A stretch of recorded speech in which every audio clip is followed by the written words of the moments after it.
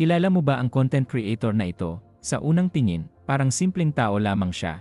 Pero hindi mo akalain na ang dating simpleng magsasaka ay isa na ngayong ganap na milyonaryo sa Pilipinas. Milyon-milyon na ang kanyang kinikita ngayon. Ipinapakilala namin sa inyo si Elias Lintukan, ang sikat na bokalista ng Mindanao. Nakilala siya dahil sa kanyang mga reggae music at sa kanyang signature dance na talaga namang kinagigiliwan ng mga tao. Dahil sa kanyang kasikatan, milyon-milyon na ang kanyang nakukuhang views online.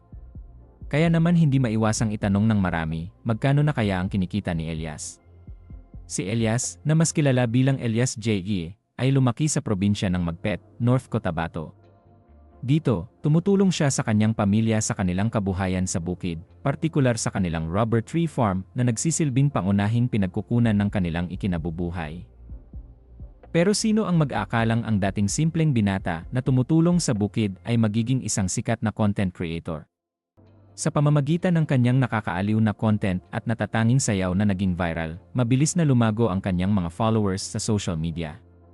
Sa Facebook pa lamang, umabot na ng milyon-milyong views ang kanyang mga video, at dahil dito, tinatayang kumikita siya ng higit sa 1 milyong piso kada taon mula sa kanyang social media platforms.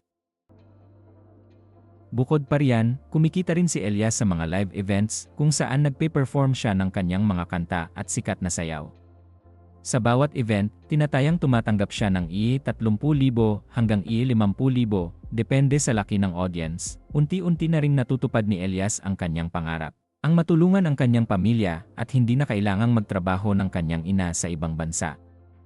Sa kanyang sipag, tiyaga, at talento, napatunayan ni Elias na posible ang tagumpay kahit nagsimula sa simpleng buhay sa probinsya. Mula sa isang batang tumutulong sa bukid, ngayon ay isa na siyang milyonaryo na iniidolo ng marami.